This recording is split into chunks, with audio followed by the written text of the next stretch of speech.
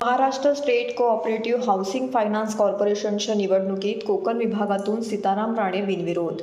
राज्यभरातील सहकारी गृहनिर्माण सोसायट्या व गृहनिर्माणासाठी अर्थपुरवठा करणाऱ्या Maharashtra state cooperative housing finance कॉर्पोरेशनच्या पंचवार्षिक निवडणुकीमध्ये दरवेळी मोठी चुरस लागलेली असते. यंदाच्या या पंचवार्षिक निवडणुकीत संपूर्ण पॅनेल बिनविरोध निवडून आलेले आहेत. यात कोकण विभागातून 3 संचालक निवडून येतात.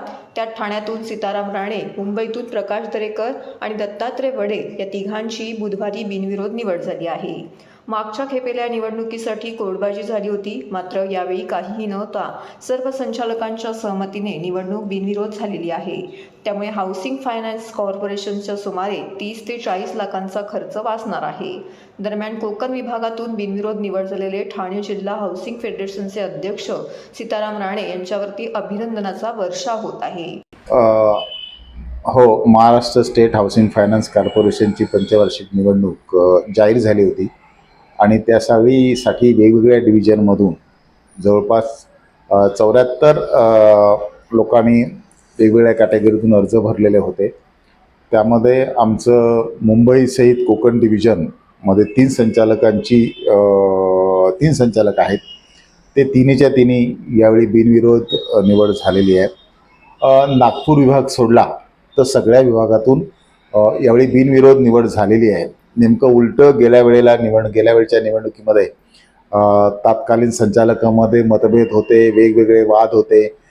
हायकोर्टामध्ये सहकार आयुक्तांकडे हिअरिंग झाल्या, वेगवेगळ्या सुनावण्या झाल्या आणि ह्या प्रक्रियेमध्ये बराच कालावधी गेलेला होता. मात्र यावेळी सर्व संचालकांनी एकत्रित बसून चर्चा करून बिनविरोध कशी करता येईल यासाठी प्रयत्न केले आणि त्यासाठी आपले दोन्ही उपमुख्यमंत्री माननीय देवेंद्रजी फडणवीस, त्याप्रमाणे अजितदादा, आणखीन आमचे प्रवीणजी दरेकर यांनी मोठ्या प्रमाणात यामध्ये सहभाग घेतला.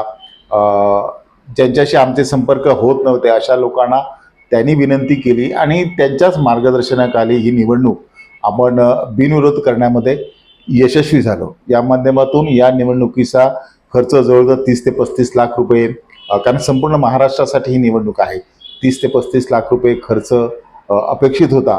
तो या आमच्या बिनविरोध निवडणूक झाल्यामुळे वाचलेला आहे. मात्र 2 जागांसाठी नागपूर डिव्हिजनला निवडणूक होणार आहे. बाकी सगळ्या राखीव जागा, त्याचप्रमाणे वेगवेगळ्या विभागातल्या सर्व जागा बिनविरोध निवडून आलेल्या आहेत.